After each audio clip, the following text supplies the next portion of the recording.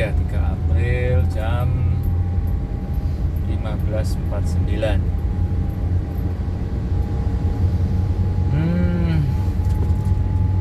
Sore ini saya sih cuma pengen ngomongnya masalah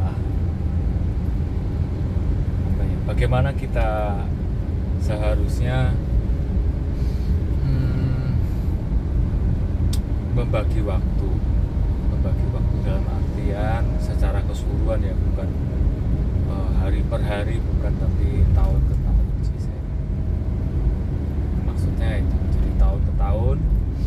Saya pikir ini perlu sih, walaupun ini pun saya sebetulnya juga dapat dari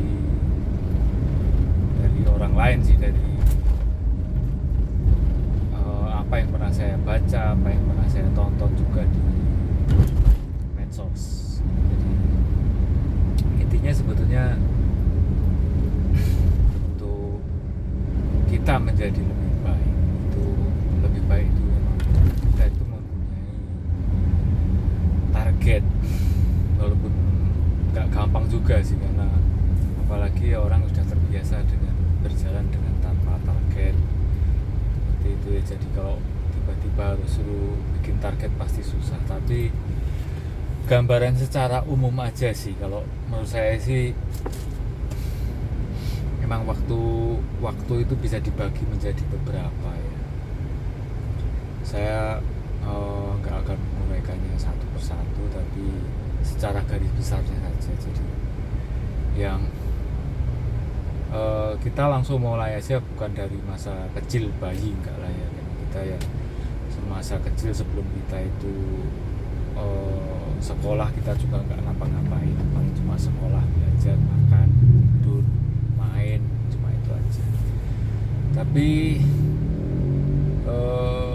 mulainya justru di sekolah itu, maksud saya sekolah yang dasar ya itu ya. Jadi ini dimulainya bisa ketika kita sudah mulai pengerti lah, nalar kita harus mulai belajar mengerti itu mulai SMP. Itu paling tidak ya, tapi walaupun setiap orang sih berbeda. Jadi paling tidak tuh SMP itu sudah ini lah, sudah kira-kira sudah tahu lah ini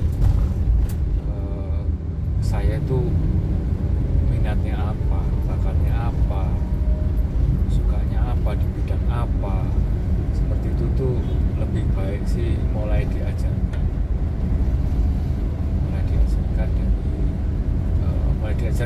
dan dimengerti ya. Mulai SMP itu lebih baik. SMP kan sekitar usia berapa? 13, 12, 13 sampai 15 tahun. Itu paling kayak itu punya angan-angan lah. Aku tuh SMA-nya pengen di mana? Itu dulu aja sih, nggak usah jauh-jauh pengen harus ngapain, kerja apa gitu, enggak. Tapi paling kayak itu awalnya itu dulu, pengen masuk di SMA apa. Dan ketika di mulai kelas 2, kelas 3 SMP, atau sekarang itu kelas 8 dan 9, itu mulai juga dipikirkan itu mau ambil apa, di jurusan apa. Saya itu sukanya, minatnya di apa, seperti itu. Jadi agar lebih terarah. Dan ketika sudah sampai di SMA usia 16 sampai 19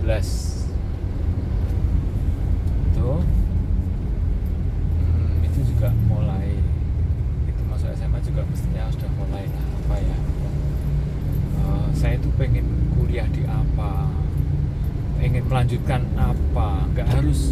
Sebenarnya sih nggak harus kuliah yang kuliah formal sih, maksudnya yang di universitas atau gimana ya. Kalau memang bisa itu lebih baik, karena itu juga namanya pendidikan. Tapi mungkin juga perlu lah ya untuk mempunyai keahlian. Dan keahlian ini sebetulnya juga bisa dimulai dari SMP sih. Apapun lah, apa yang bisa jadi nilai tambah buat diri sendiri. Jadi bukan hanya sekedar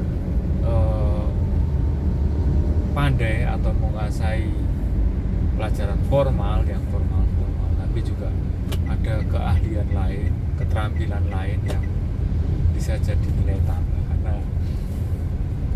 ke depan itu semua itu akan tidak cuma sekedar teori ya, tapi apa yang memang bisa kita kuasai, apa yang bisa kita lakukan, dan nilai-nilai tambah itu akan membantu kita menjadi lebih cepat langkah kita ke depan. Setidaknya kan prestasi ya, misalnya prestasi di olahraga atau musik atau apalah,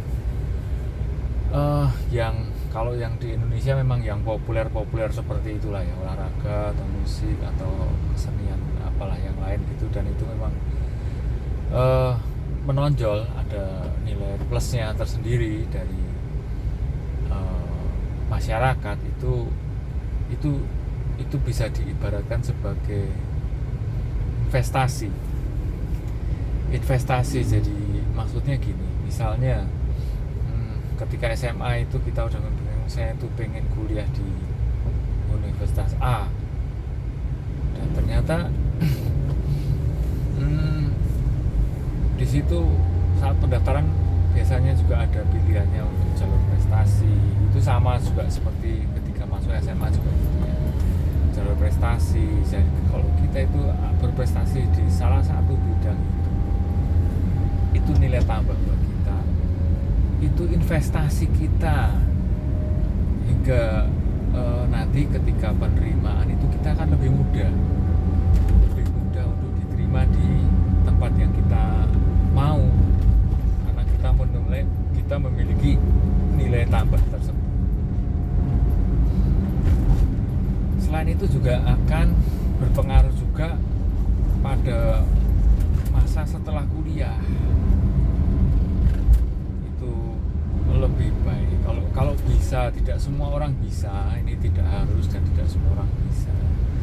Itu mulailah untuk melakukan apalah, usaha-usaha kecil, sekecil apapun ya, yang penting dicoba, diusahakan, dikerjakan dengan continue ya, itu bisa jadi juga nilai tambah buat diri sendiri lah. Yang terutama sebetulnya sih bukan untuk orang lain ya, tapi memang untuk diri sendiri dulu aja lah, gak usah mikirin wah nanti untuk keluarga saya, atau enggak usah lah, itu terutama untuk diri sendiri dulu aja.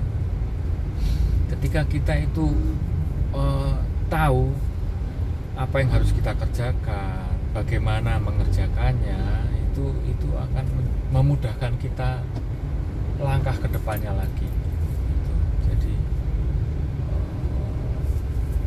kalau ya memang tidak semua orang itu juga multitasking ya, nggak semuanya orang itu multitasking, tapi setidaknya itu adalah yang bisa dikerjakan, dan itu apapun itu bisa membawa nilai tambah buat hidup kita sendiri. Itu sudah bagus lah gitu. Karena setelah selesai pendidikan itu tuh yang kita hadapi itu bisa jadi itu berbeda dengan apa yang kita dapat di bangku sekolah maupun kuliah. Itu biasanya berbeda, walaupun ya tetap namanya pendidikan formal itu penting sekali ya, karena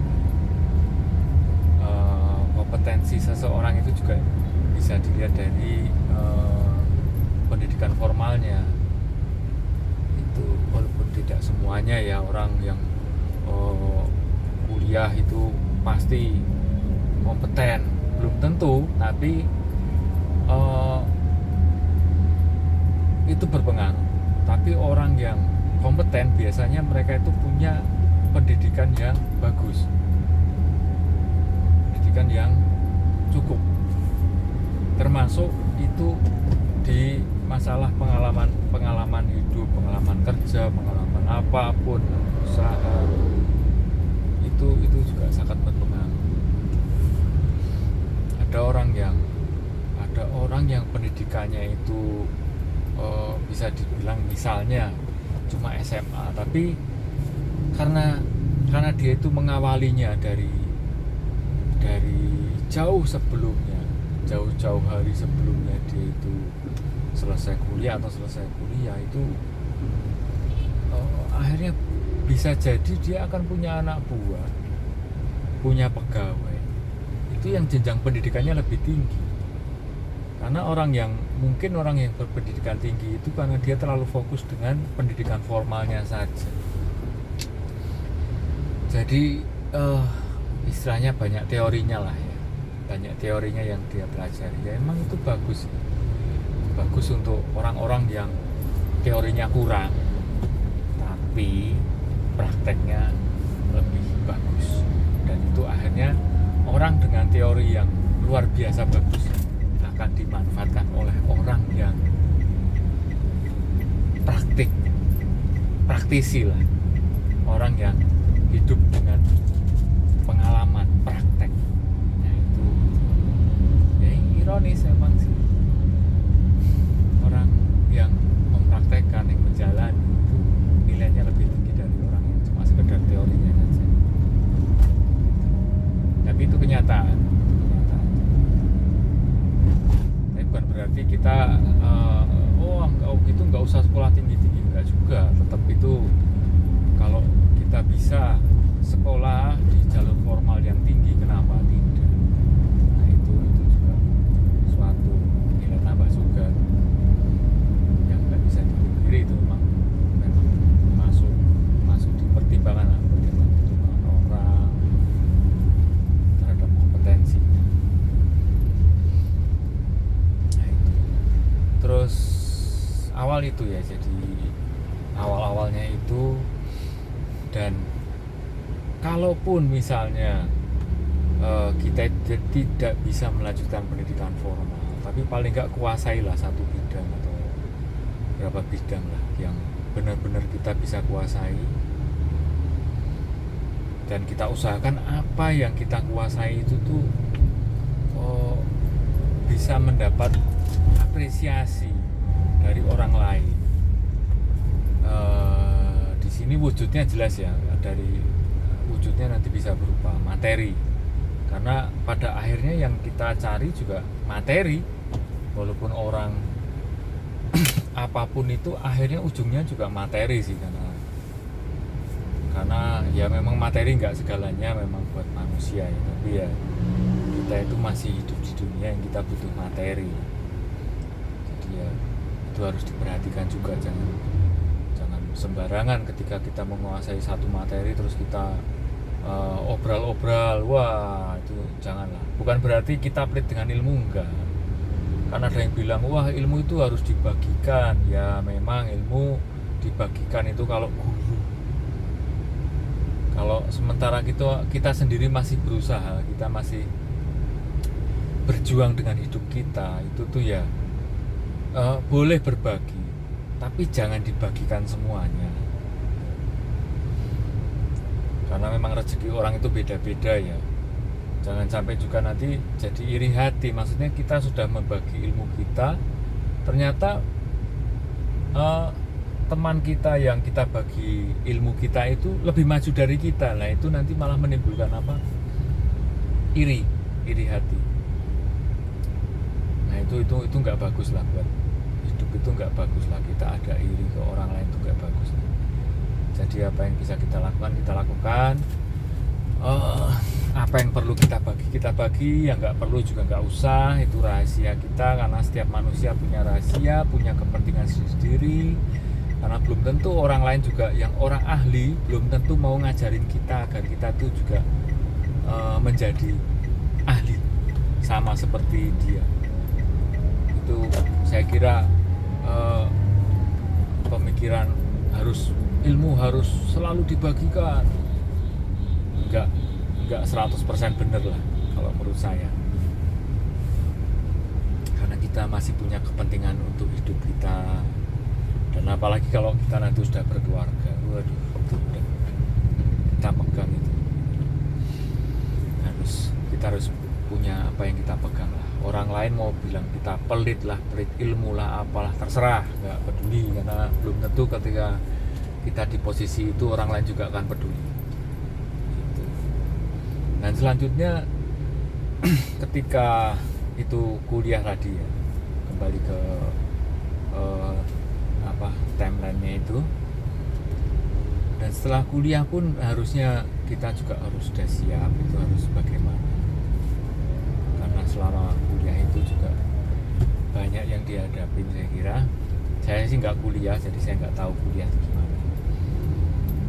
Jadi ya jalanin lah, paling enggak itu di usia 30 maksimal ya. Ada sih, ada ya, setiap orang beda-beda. Saya tidak menentukan harus usia 30, enggak. Siapa tahu ada yang lebih muda itu juga lebih bagus. Cuma paling dia ini gambaran lah, gambaran secara umum aja. Usia 30 tahun itu tuh kita itu sudah settle lah ya. Kita udah settle dengan apa yang kita kerjakan. Misalnya kita jadi karyawan ya, harus bisa jadi karyawan berprestasi lah, paling nggak di perusahaan itu, hingga perusahaan tempat kita kerja itu tuh memberi apresiasi yang tinggi kepada kita, nggak cuma segini-segini aja. Kalau kita sebelumnya punya usaha, ya setidaknya itu kita tahu lah, kita itu tahu harus apa yang harus kita kerjakan ke depannya lagi agar usaha kita ini menjadi lebih maju, lebih besar. Dan itu nggak mudah. Jadi selama kita masih punya waktu yang panjang, kita nggak tahu ya, maksudnya ini saya ngomong umum aja, nggak tahu masalah ajal. Wah nanti kok tiba-tiba baru ini meninggal, ya itu urusan Tuhan lah, kita nggak tahu lah ya. Umur berapapun kita juga bisa meninggal. Jadi ya kita abaikan dulu lah masalah itu. Tapi paling enggak itu di usia 30 tahun itu kita udah settle lah. Kita jadi karyawan juga sebisa mungkin jadi karyawan berprestasi yang kita memberi kontribusi untuk perusahaan dengan baik. Kalau kita usaha sendiri juga kita sudah lebih tahu dengan apa yang harus kita kerjakan ke depannya lagi, apa yang harus kita jalani, strateginya bagaimana, seperti itu. Jadi ketika nanti ini saya ngomong untuk laki-laki lah ya, untuk laki-laki lah terutama, karena laki-laki kan itu nanti dia bertanggung jawab untuk keluarganya. Jadi ini saya lihat dari pandang laki-laki lah, seperti itu. Kalau setelah 30 itu usaha kita tuh sudah settle, pekerjaan kita udah settle, itu kita tuh mau ngapain itu tuh lebih enak. Ada orang yang bilang kan life begin at 40. Itu juga nggak sepenuhnya benar. Banyak yang sekarang itu memulainya, life beginnya itu memang benar-benar bikin dari muda, di bawah 40 tahun. Tapi maksud itu sih memang ketika usia 40 itu kan orang kan umumnya nggak semuanya, dan pilihan juga, itu orang sudah berkeluarga, dia sudah mempunyai tanggung jawab untuk keluarga, bukan untuk dirinya sendiri lagi. Keluarga ini maksud saya keluarga inti, jadi istri, anak-anak, nah itu keluarga inti. Itu menjadi tanggung jawab laki-laki, seorang suami, seperti itu. Ketika usia itu udah punya anak ini, waktu kita itu kalau bisa loh ya, waktu kita itu kalau bisa itu mulai diisi lah dengan bersama-sama dengan keluarga, mempunyai waktu lah untuk keluarga, karena ketika di usia 40 tahun itu berarti kita tuh sudah menjalani hampir separuh hidup kita itu untuk mengusahakan apa yang baik buat diri kita, buat keluarga kita, seperti itu. Sekali lagi kita nggak ngomongin batas usia seseorang berapa, kita nggak pernah tahu, tapi paling nggak itulah secara umum aja lah gitu. Kalau kita udah 40 tahun tuh sebenarnya juga udah, kalau usia 40 tahun itu kita masih struggle ya, kita tuh masih berjuang terus dengan penghidupan kita, itu tuh berarti ada yang terlambat sebetulnya. Ya saya sih mengakui kayak saya pun termasuk yang terlambat ya, karena ya memang gimana ya, ini saya ngomong karena memang saya mengalaminya ya, saya mengalaminya, jadi paling enggak ini bisa jadi catatan, bisa jadi referensi lah, agar yang melihat video ini itu tuh tahu itu, jangan sampai terlambat. Betapa enaknya ketika kita usia 40 tahun dan kita itu tidak bingung lagi dengan apa yang harus kita kerjakan, kita harus bekerja bagaimana, itu tuh kalau sudah bisa lepas dari itu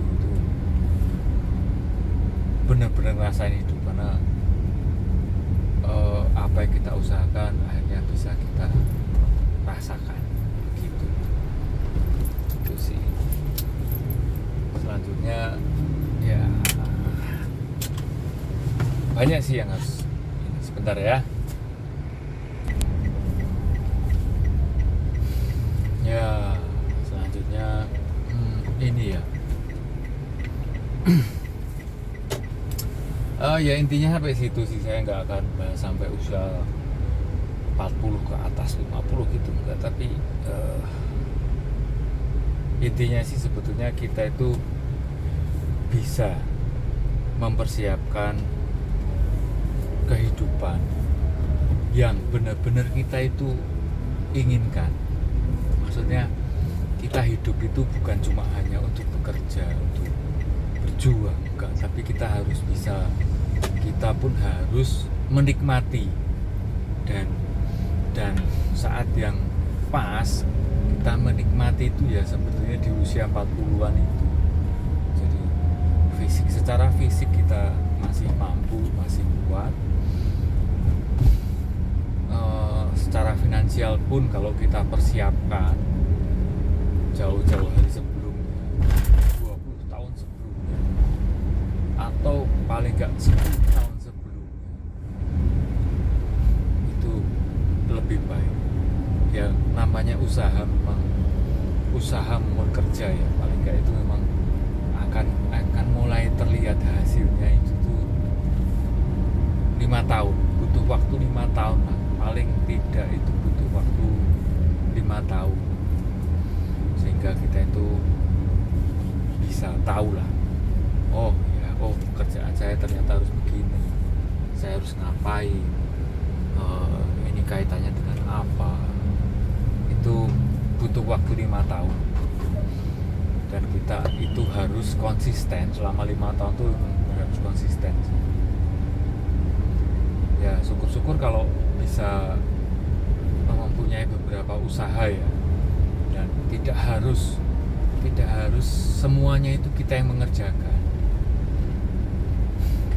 Kita bisa lah berbagi lah dengan orang lain, agar orang lain itu mau mengerjakan apa yang menjadi tugas kita. Maksudnya kalau kita punya karyawan, itu kita tuh bisa mengerjakan hal yang lain lagi, dan si karyawan kan pasti juga mengharapkan gaji dari kita, penghasilan dari kita, nafkah dari kita. Nah itulah salah satunya, paling enggak itu di situ kita itu bisa membantu orang lain juga, itu agar orang itu bisa menjalani hidupnya, bisa belajar dari usaha kita, seperti itu. Memang tujuan utama kita bekerja, kita usaha itu, tujuan utama itu untuk diri sendiri, tapi paling enggak ada yang kita bagikan ke orang lain, agar orang lain itu juga